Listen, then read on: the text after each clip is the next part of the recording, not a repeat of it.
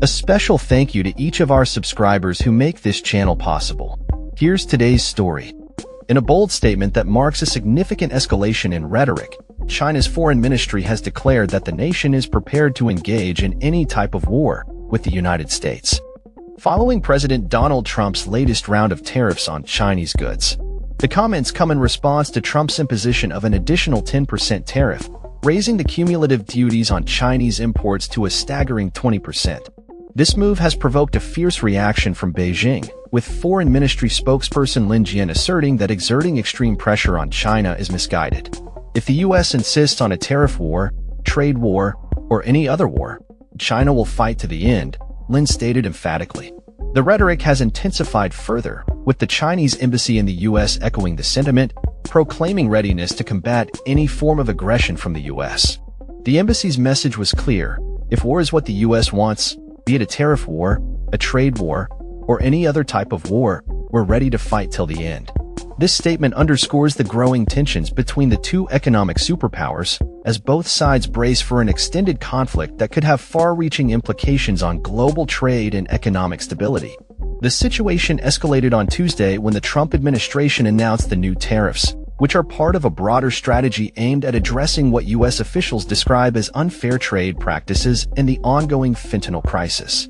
Trump has linked the tariffs directly to China's alleged role in the production and exportation of fentanyl, a potent synthetic opioid that has contributed to a public health crisis in the U.S. However, Lin Jian dismissed these claims as mere excuses for imposing harsh trade measures, insisting that the fentanyl issue should not be politicized. The fentanyl issue is an excuse for the U.S. to impose harsh trade measures on China, Lin stated, emphasizing that the focus should be on dialogue and cooperation instead.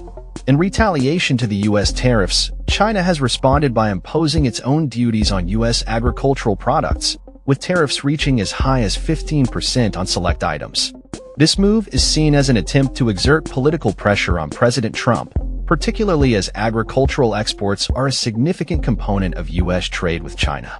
Soybeans, a major export, have been specifically targeted, with new tariffs likely to shift purchasing patterns towards other countries such as Brazil and Argentina. The U.S. Secretary of Defense, Pete Hegseth, responded to the Chinese threats, stating that while the U.S. does not seek conflict, it must remain prepared. We live in a dangerous world with powerful, ascendant countries with very different ideologies, he remarked, underlining the need for the U.S. to maintain a strong position to deter potential conflicts. Hegseth's comments reflect the broader sentiment within the U.S. government that a robust response is necessary to counter China's growing influence and assertiveness on the global stage. As the trade war intensifies, analysts are closely watching the economic ramifications for both countries. With China's economy already showing signs of slowing, the government has indicated its willingness to deploy monetary and fiscal stimulus to cushion the impact of U.S. tariffs.